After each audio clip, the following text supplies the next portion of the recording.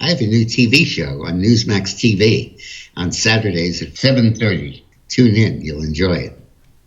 There is a charming romantic story that comes to us from 1882 during the presidency of Chester Alan Arthur, the 21st President of the United States. He took office at a very difficult time because his predecessor, James A. Garfield, had been assassinated after only a few months in office. And Garfield had run on a platform of cleaning up the Republican Party, getting rid of all the patronage and the corruption and doing everything based on the civil service system. And he was shot by an assassin who killed him because he wanted Chester Arthur, who was the vice president, to become president. In fact, when he shot Garfield, he said, "Garfield is dead and now Chester Arthur is going to be president." And the reason he wanted Arthur is Arthur was corrupt as you could get. He had run the customs house in New York and skimmed off huge amounts of money and was the key figure in maintaining the New York political machine.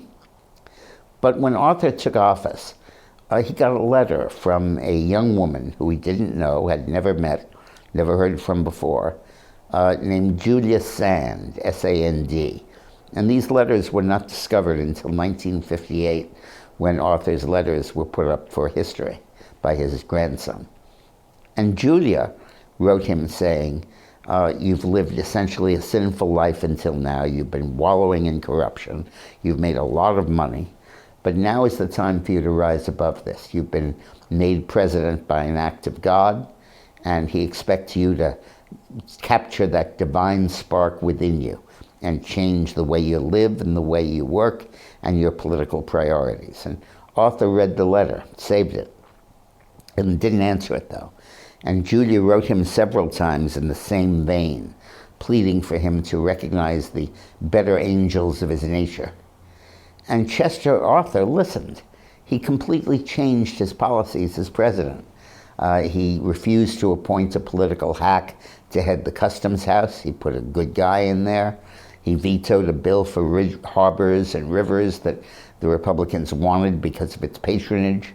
And then he passed a civil service law, setting up the first civil service system in this country, so that a lot of the federal workers were no longer selected through party patronage. And through it all, Julia wrote him. She wrote him 23 letters in all.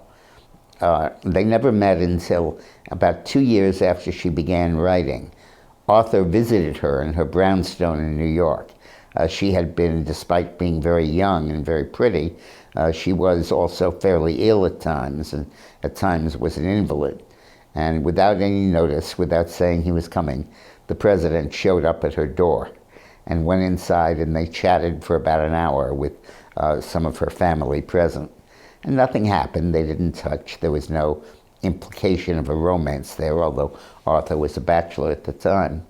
But the relationship deepened, and Julia sent him letters, constantly moving him in a positive direction. And he responded with alacrity, and the whole country was abuzz with the fact that this corrupt guy, who had been the poster child for patronage, graft, and corruption, completely changed, turned his back on all of the political bosses who had sponsored him, and moved to clean up the system.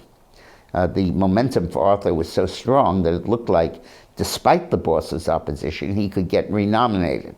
But Arthur, unbeknownst to anybody, including Julia, was dying of cancer. And a year after he left office, he died, so he didn't want to run for another term. And this entire chapter, this entire incredible romance, was unknown to historians until 1958. Such a cute story. Thought I'd share it with you. It comes from a wonderful book called Chester Arthur, The Unexpected President, by a guy named Scott. I think his last name is Greenberger, but if I'm getting that wrong, I got the title right. The Unexpected President. Worth reading and a lot of fun. Thanks for watching.